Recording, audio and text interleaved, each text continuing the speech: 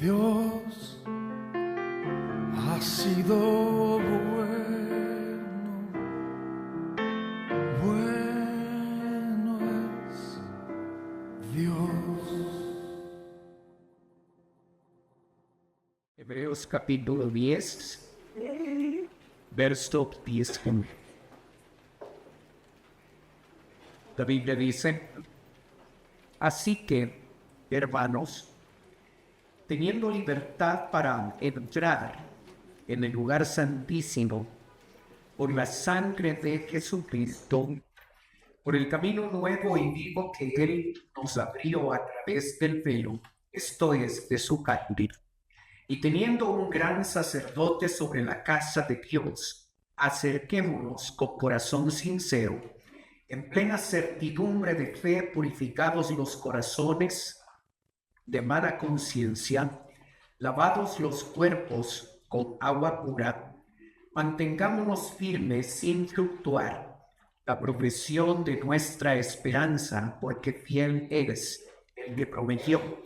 Y considerémonos unos a otros para estimularnos al amor y a las buenas obras, no dejando de congregarnos como algunos tienen por costumbre, sino exhortándoos, y tanto más cuando veis que aquel día se acerca.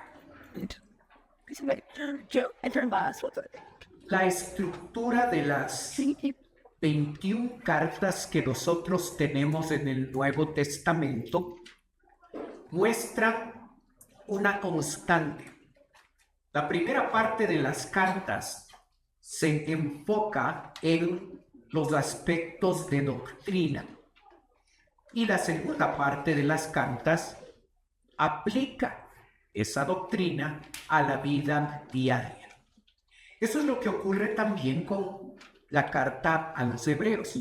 El autor ha tomado casi 10 capítulos para hablarnos de doctrina, de cosas que nosotros debemos saber.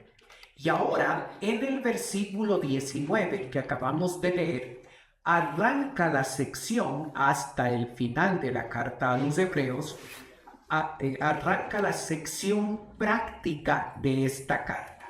Por eso el versículo 19 empieza de la forma en la que empieza. Así que, en conclusión de todo lo que hemos aprendido aquí, de ese concepto de que Jesucristo es el más grande, si Él es el más grande de todos, en realidad, no solo en la teoría, ¿cómo debe eso modificar nuestra forma de vivir? Y empieza diciéndoles que hay 3 áreas, hay 3 mandamientos específicos donde nosotros debemos mostrar la evidencia de que realmente creemos que Jesucristo es el más grande. Primer mandamiento, verso 22.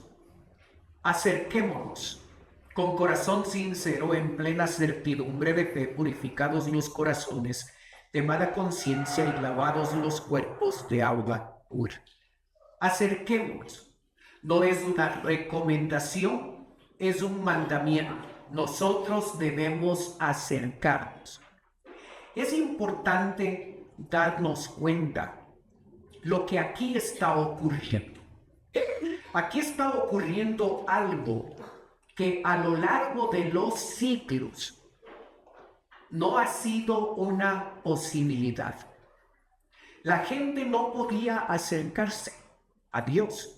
Y si nosotros vemos en la siguiente gráfica, nosotros vamos a saber que desde el principio, desde Génesis 3, cuando Adán y Eva pecan, allí cuando Dios estaba en Edén, era el templo, la presencia de Dios residía allí.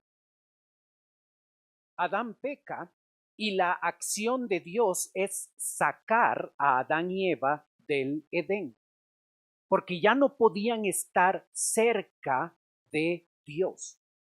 Y lo que empezó siendo la realidad de Adán y Eva se extendió a lo largo de los siglos hasta que Jesucristo muere en la cruz de Calvario. Adán y Eva ya no pudieron estar cerca de Dios. Cuando Moisés construyó el tabernáculo, ese sitio, el lugar santísimo, la presencia de Dios, se convirtió en un lugar restringido. Luego vino el templo y hasta el primer siglo, hasta el año 70, ese templo que usted ve allí. El lugar santísimo, este sitio de aquí, era un lugar al que no se podía entrar. La presencia de Dios se había convertido en un lugar restringido, en un lugar donde no se podía ingresar. Así es que cuando el texto está diciendo acerquémonos, hay algo que está sucediendo que antes no era una realidad.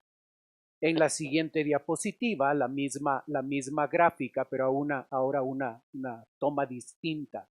Aquí está una de las puertas donde se ingresa al templo.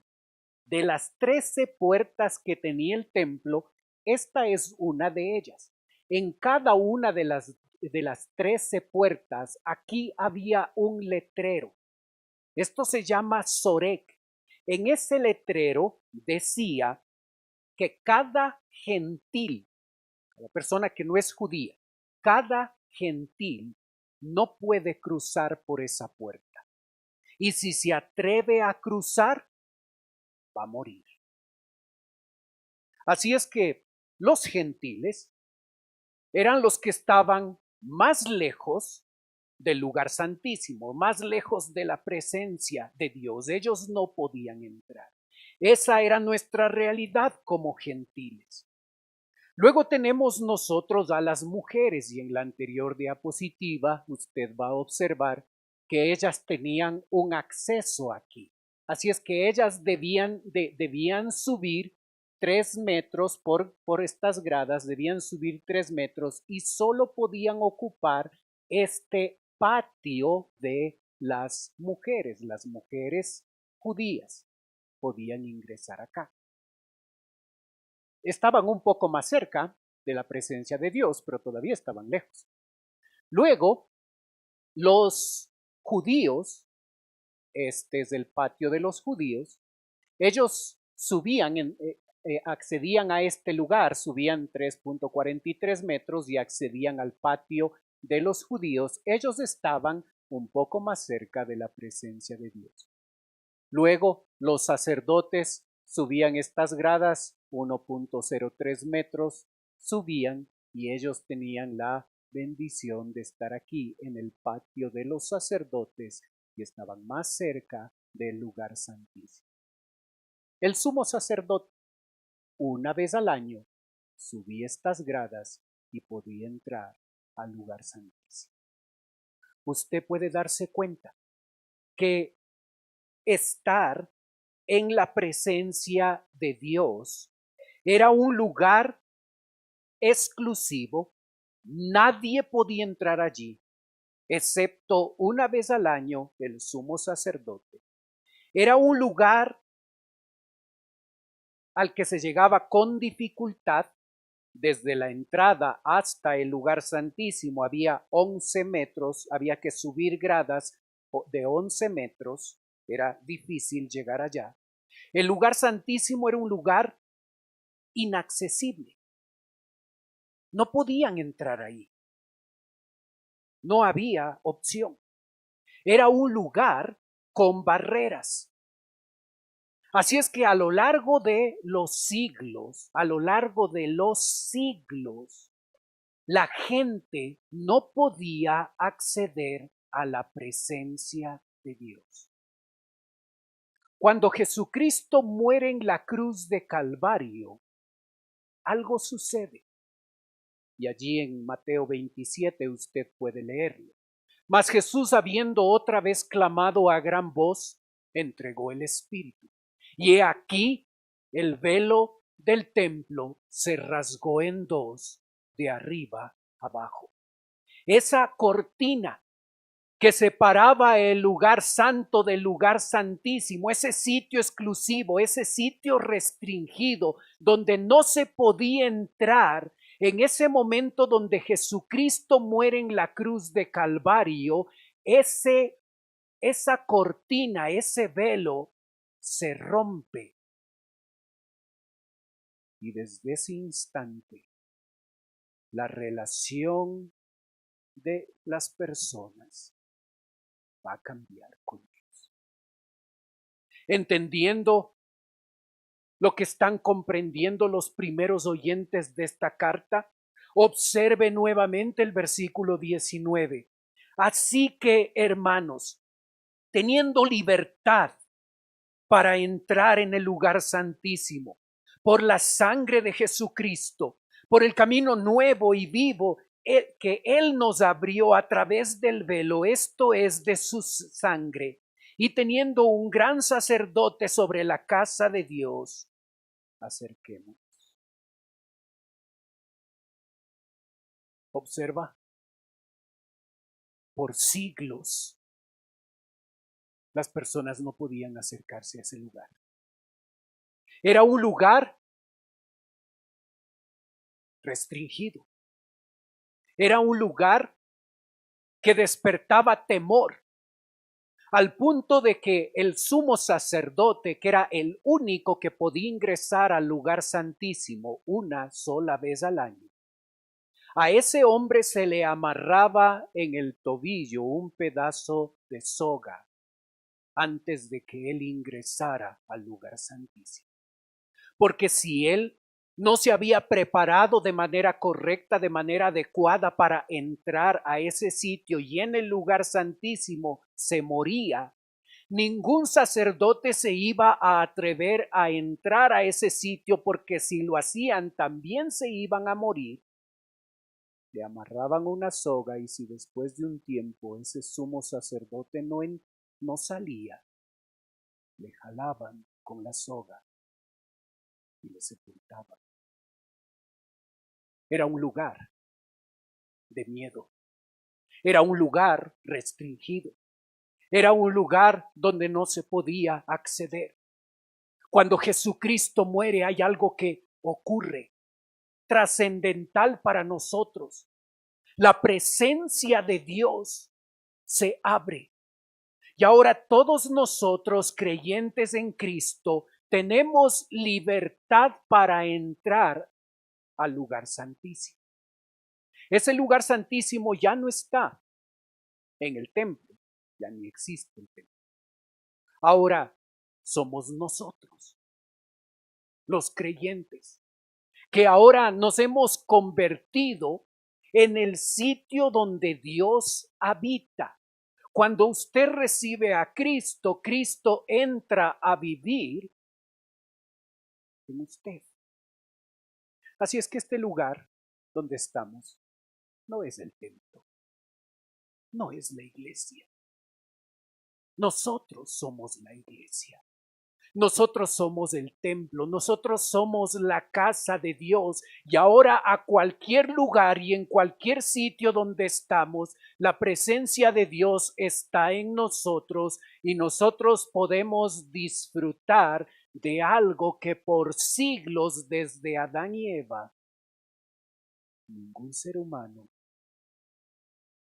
excepto el sumo sacerdote una vez al año, podía entrar a ese sitio. Ahora por su sangre nosotros tenemos libertad. Ahora porque Él es esa clase de sumo sacerdote que nosotros tenemos, por eso podemos disfrutar de esto. Él ha hecho un camino, Él es el camino vivo y verdadero que nos permite acceder a ese sitio. Y nosotros parece ser que nos hemos olvidado que esto es un privilegio, no un derecho, que es una bendición, no algo que nos corresponde. Es por su muerte y su sacrificio que ahora nosotros podemos acercarnos todos los días cuando queramos. ¿Imagina en qué momento de la historia nosotros nacimos? No nacimos en un momento de la historia donde la gente no podía entrar, donde nosotros como gentiles veíamos de lejos, ni siquiera podíamos entrar por esa puerta. Y ahora nosotros disfrutamos del privilegio de poder acercarnos a nuestro Dios. Ahora es posible hacerlo, antes no. Debe nuestro corazón desbordar de gratitud, de agradecimiento por lo que Él ha hecho y por lo que Dios nos ha permitido experimentar. Nos podemos acercar a Él. Aunque es posible acercarse a Dios, eso no significa que no tengamos que cumplir requisitos.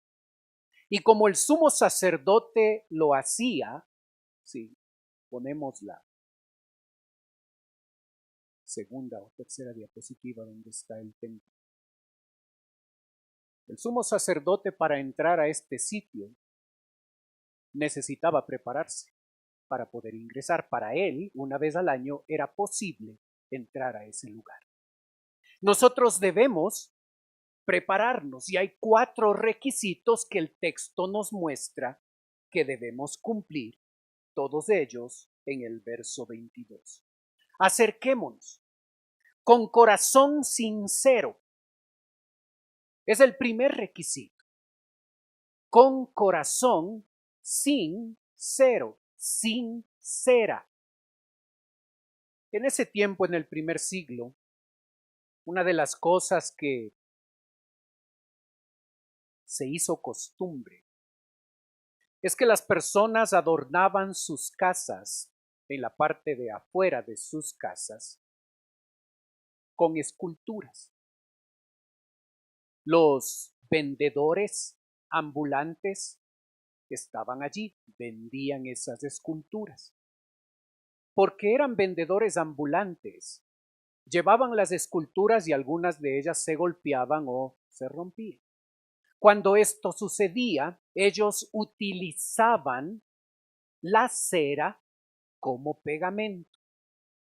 Como nosotros usamos la brujita para pegar nuestras cosas, así lo hacían ellos. Pero algo sucedía, que cuando el sol brillaba, calentaba la cera y ese pedazo de escultura que estaba rota se caía y la gente se daba cuenta que había sido embaucado. Con el paso del tiempo, los vendedores ambulantes empezaron a acostumbrarse a poner un letrero en estas esculturas y ese letrero decía sin cera, para mostrar que esa escultura que vendían era una escultura que no iba a salirse una pieza de esa escultura cuando el sol saliera. Acerquémonos con corazón sincera. Acerquémonos de manera genuina, de manera verdadera, auténticos, tal y como somos. No pretendiendo ser algo que no somos, no pretendiendo impresionar a Dios.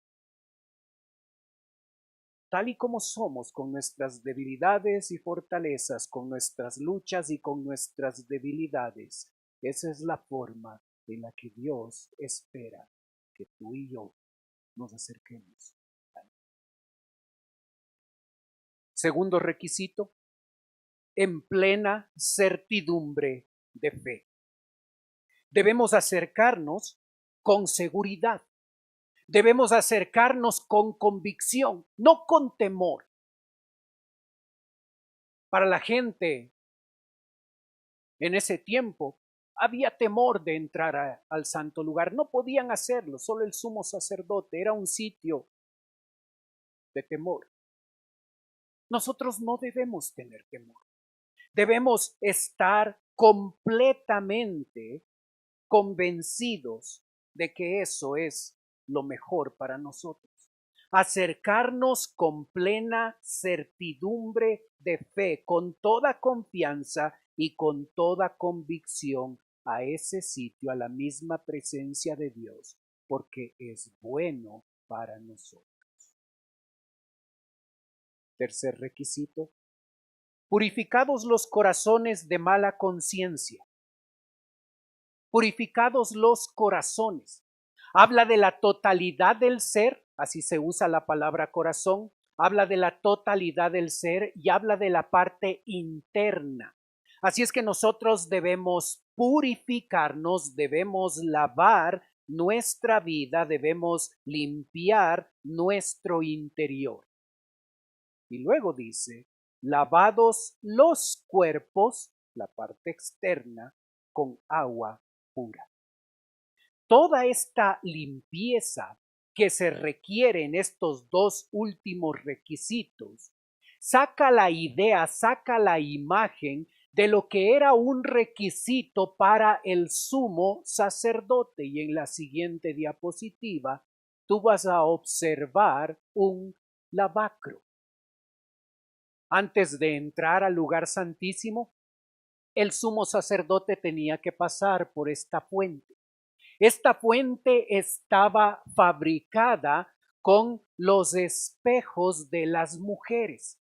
Las mujeres en ese momento, cuando se construyó el primer lavacro, las mujeres ofrendaron sus espejos para recubrir esta parte de aquí, la parte interna de este lavabo, de este lavacro, lo recubrieron con espejos, para que cuando el sumo sacerdote se acercara antes de entrar al lugar santísimo, se acercara y se viera en el lavacro, su rostro se reflejara y él recordara: yo necesito estar limpio para entrar al lugar santísimo. Los espejos le recordaban lo que debía ser. Y el agua que se encontraba aquí, una ilustración de la palabra de Dios, era el instrumento que debía aplicarse para poder limpiarse. Se lavaba. Nosotros podemos lavarnos de manera externa, lavados los cuerpos, pero dice el texto, purificados los corazones. Así es que cuando nos acercamos a Dios, nosotros debemos estar limpios. No debe haber un pecado en nuestra vida, debemos estar a cuentas con el Señor. Es un privilegio acercarnos a Él. Antes no era posible acercarnos a Él, ahora debemos hacerlo de manera constante, de manera diaria. Debemos acercarnos a Él, pero debemos hacerlo cumpliendo estos 4 requisitos. Debemos acercarnos con corazón sincero, de manera genuina, de manera verdadera, de manera auténtica. Debemos acercarnos a Él con convicción, en plena certidumbre de fe, con toda seguridad de que ese es el sitio donde debemos estar. Debemos acercarnos purificando nuestros corazones, nuestra vida interna, y lavados los cuerpos, nuestra parte externa, con agua pura. Debemos estar limpios de todo pecado, porque vamos a acercarnos a aquel que es santo, santo, santo, y debemos acercarnos preparados, limpios a Él.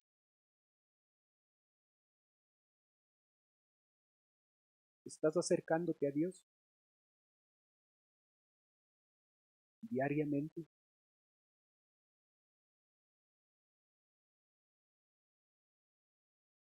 ¿Es tu privilegio acercarte a Él? ¿O hay algo o alguien más importante que está ocupando ese lugar? Por siglos, el pueblo de Dios no se pudo acercar. Nosotros tenemos el privilegio y la bendición de poder hacerlo. Y cada día, y más de una vez al día, podemos acercarnos a Él, acercarnos a su palabra, acercarnos a su presencia, acercarnos a la oración. Deberíamos sentirlo como nuestro privilegio, no como nuestra carga, no como algo que me toca hacer, sino como el privilegio más grande que Dios nos ha dado de poder acercarnos a su presencia, a su persona.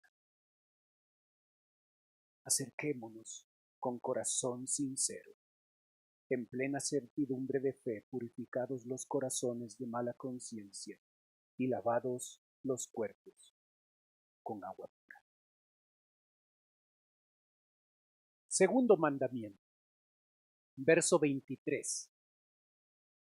Mantengamos firmes, sin fluctuar, la profesión de nuestra esperanza, porque fiel es el que prometió. ¿Cuál es tu esperanza?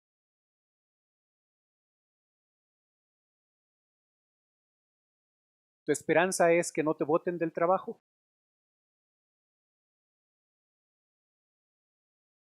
¿Tu esperanza es que el próximo presidente, ese sí, haga lo que tiene que hacer? ¿Tu esperanza es poder salir de este país e ir a otro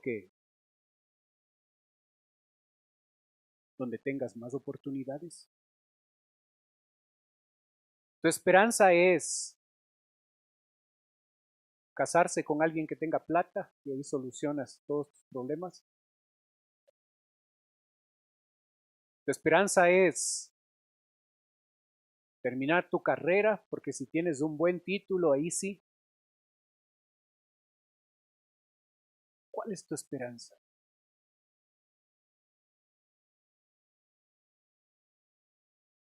Todas esas cosas pueden fallar. Pero la esperanza que tenemos en Dios no falla porque Él es fiel. Porque la esperanza que Él nos ha dado de que Él vuelve por nosotros y todo lo que nos ha prometido va a ser una realidad en nuestra vida, podemos estar seguros de esa esperanza porque esa esperanza se ancla en su misma persona, en su carácter, en lo que Él es. Él es fiel. Así es que cuando Él prometió esa esperanza, su esperanza está garantizada por para nosotros, porque depende de Él, de quién es, de su carácter.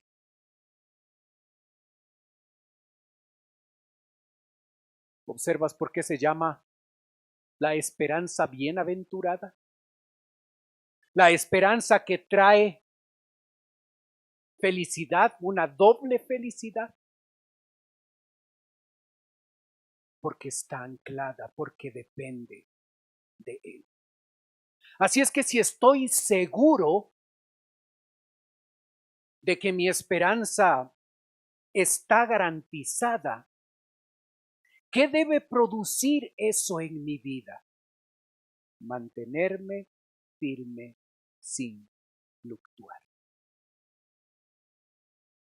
Qué tremendo que debió ser para los primeros oyentes esta frase, mantenerse firme sin fluctuar. Porque la vida espiritual de esos cristianos judíos, esos hebreos, empezó bien.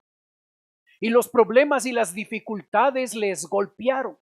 Y luego sus compatriotas judíos les estaban diciendo que debían abandonar el cristianismo porque no es suficiente Jesucristo y debían volver al antiguo sistema, al sistema del Antiguo Testamento. Debían abandonar. Y ahora el escritor les dice, manténganse firmes sin fluctuar. porque su esperanza no depende de las circunstancias, su esperanza depende de aquel que es fiel. ¿Estás en un punto en tu vida cristiana donde se te ha cruzado por la mente abandonar? ¿Salir? ¿Para qué sirve esto? Antes me iba mejor. ¿Estás fluctuando en tu vida cristiana? Jesús les dijo a los discípulos, a los 12, ¿quieren irse ustedes? Y Pedro varias veces no lo hacía bien, pero esta lo hizo muy bien. ¿Dónde iremos? Tú tienes palabra de vida eterna. ¿Qué mejor lugar que el cristianismo? ¿Qué mejor lugar que Cristo? ¿Cómo podemos fluctuar? ¿Cómo siquiera podemos considerarlo? En ningún lado, en ninguna religión, en ninguna cosa tú puedes tener lo que Cristo te ha dado. Así es que, aunque las cosas se ponen difíciles a veces, mantengámonos firmes sin fluctuar, porque nuestra esperanza es inamovible, porque está anclada al carácter, a la persona de Dios.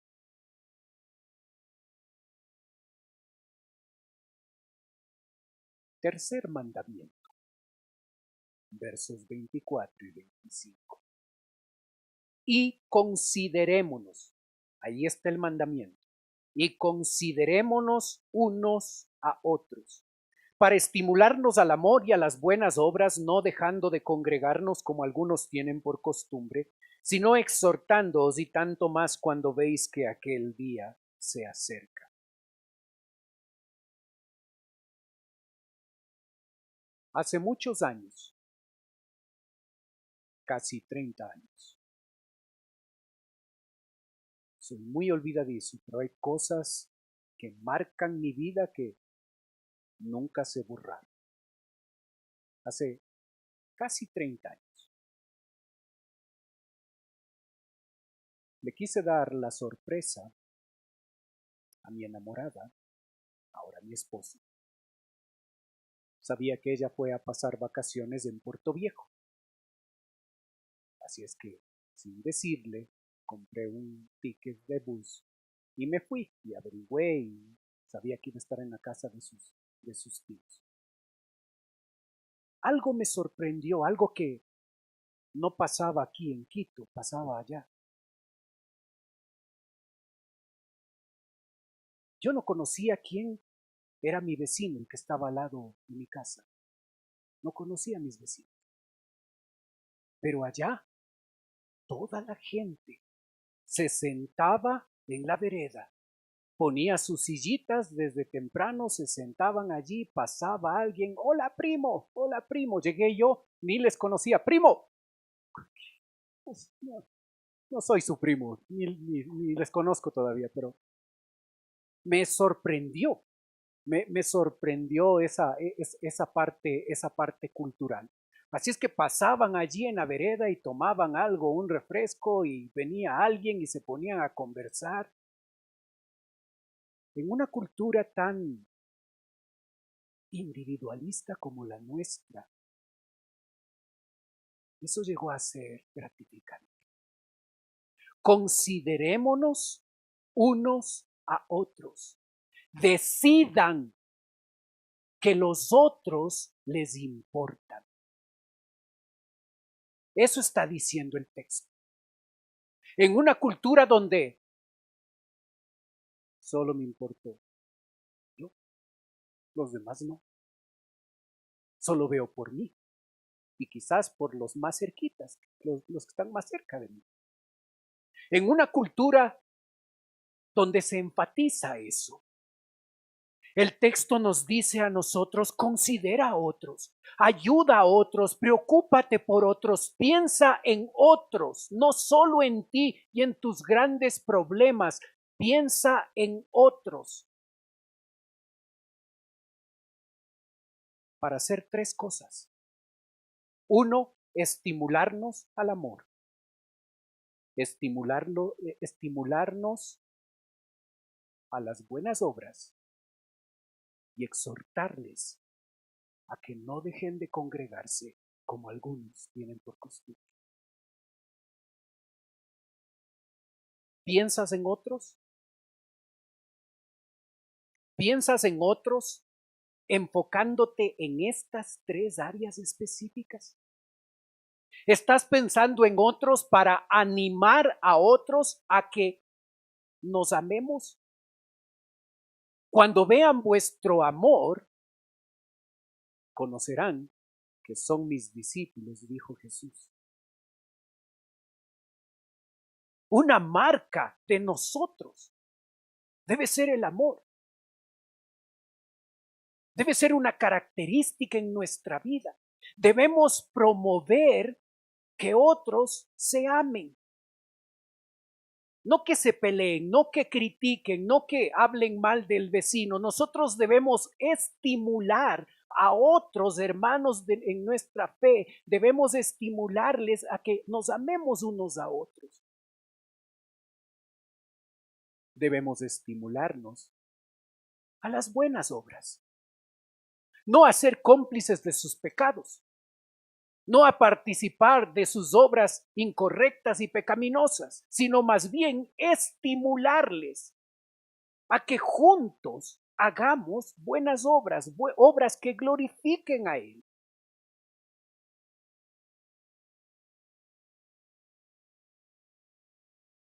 Y debemos exhortarnos unos a otros para no dejar de congregar. Como algunos tienen por costumbre. Una costumbre en nuestra vida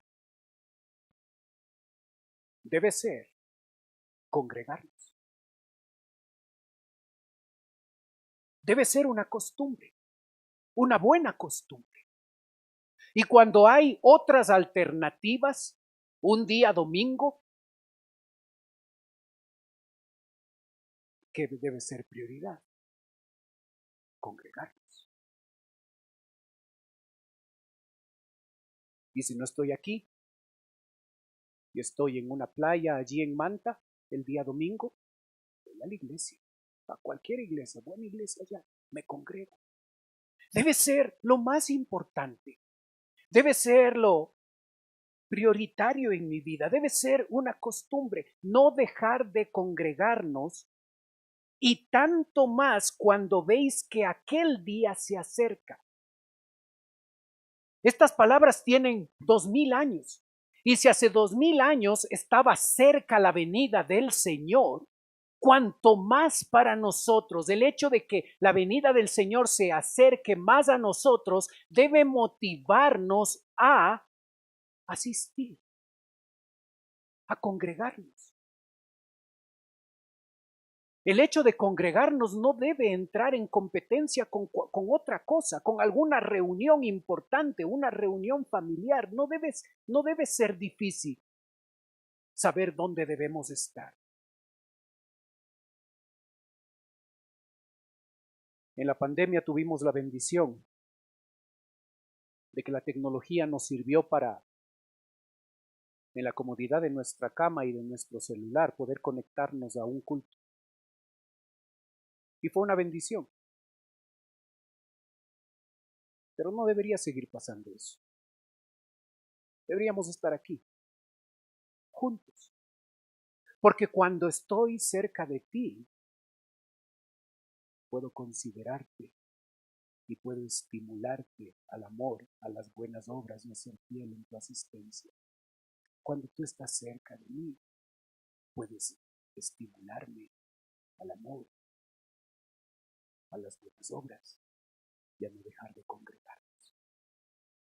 Debemos estar aquí. Alguien ha comparado a la asistencia de la iglesia con un partido de fútbol. Si no te gusta el fútbol, piensa en un concierto. Pero observa esas 9 características. Si eres hincha de un equipo de fútbol, estas son, si eres un buen hincha, estas son 9 características que posees. Estás orgulloso del equipo del cual eres hincha. Eres una persona que conoce a tu equipo. Sabes quién es el delantero, sabes cuál está lesionado, sabes cuál va a ser la formación para este próximo partido, sabes cuándo va a jugar, en dónde, sabes los detalles. Conoces. Eres una persona apasionada. Lo defiendes. Es tu equipo, es el mejor equipo. Compartes. Les avisas a tus amigos, hey, no te olvides, este próximo sábado juega nuestro equipo. Alista las cosas que se requieren. Hablas con orgullo. Si alguien se atreve a hablar mal de tu equipo, le proteges. Cuidado. ¿A qué hora llegas al estadio? No llegas puntual. Llegas antes. ¿Por qué? Porque te interesa. Y no importa si tienes que esforzarte por hacer una fila de 1 hora y media para comprar el ticket para poder ingresar. Cuando ingresas, ¿buscas las últimas filas o las primeras filas? Cuando estás en el estadio, ¿te desconectas del partido de fútbol porque estás más interesado en las redes sociales? O ahí sí no importa las redes sociales, ni siquiera voy a estar sentado, voy a estar de pie, saltando y gritando a viva voz por mi equipo. Con alegría, con entusiasmo. Y aunque no me sepa la letra de todas las barras, voy a saltar y voy a gritar porque es mi equipo.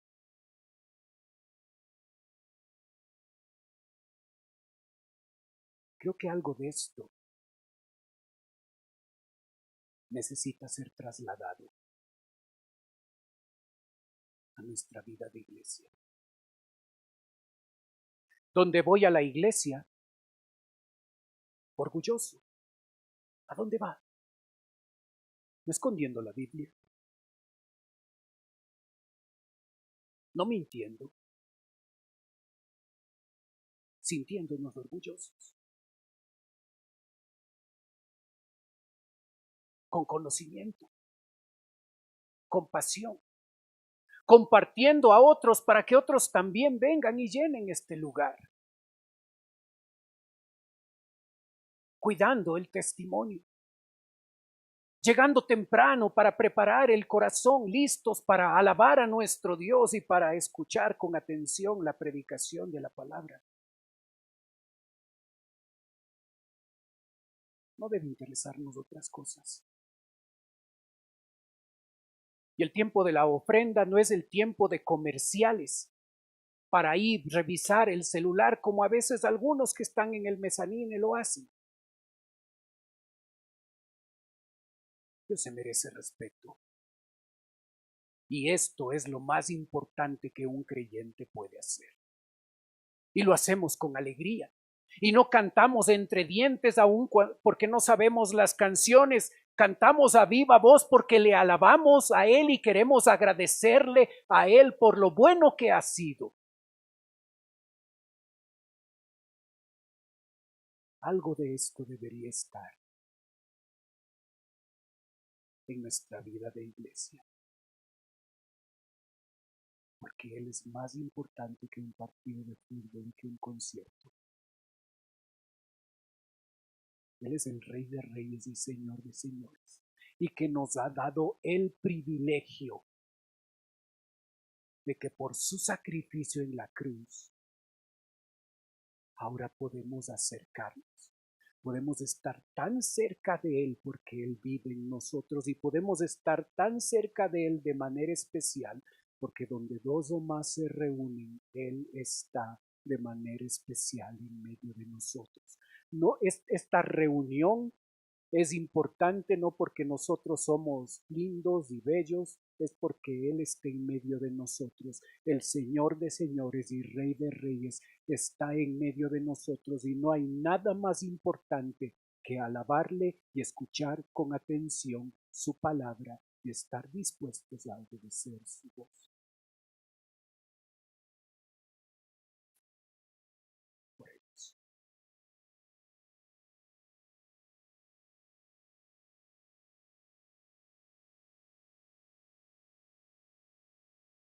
Padre Celestial, gracias por tu palabra.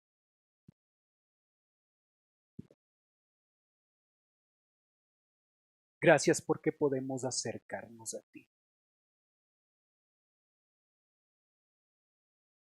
Nosotros, pecadores, podemos acercarnos al Dios Santo, Santo, Santo.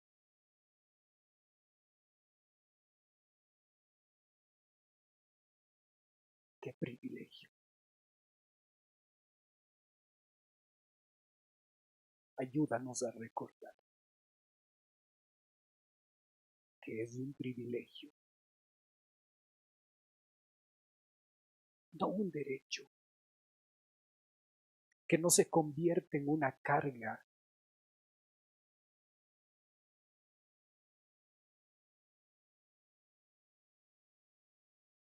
Gracias, Señor, por la bendición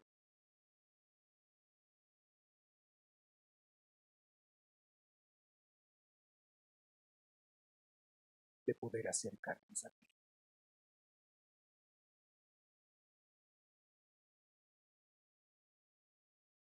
Mientras usted continúa orando, por favor. Puede ser que esta mañana nos está visitando alguien por primera vez. Si ese es su caso,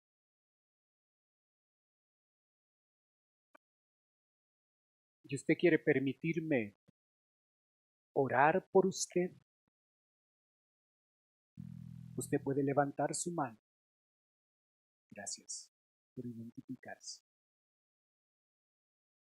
Alguien más por primera vez con nosotros. Permítame orar por usted.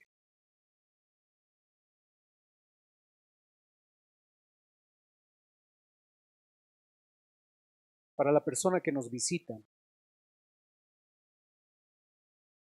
en un momento voy a orar por usted. Quisiera ofrecerle algo más, totalmente voluntario. Si usted quiere, usted puede pasar a la parte de abajo donde estoy. Si usted lo hace, un caballero de nuestra iglesia se va a acercar y le va a llevar a un lugar privado y en ese lugar va a conversar con usted. Los demás tienen sus ojos cerrados para que no le dé recelo, no le dé vergüenza de pasar. Pero si quiere hacerlo, con toda confianza venga, permítanos no solo orar por usted, sino conversar un momento. Gracias por su disposición. Padre Celestial, te doy gracias por la persona que acaba de pasar. Señor, en este momento que va a escuchar el Evangelio, si todavía no te conoce como Salvador, yo te pido que hoy sea un día de salvación. Te ruego, Padre, por nosotros, tus hijos. Ayúdanos a ser obedientes a lo que tú nos has mostrado.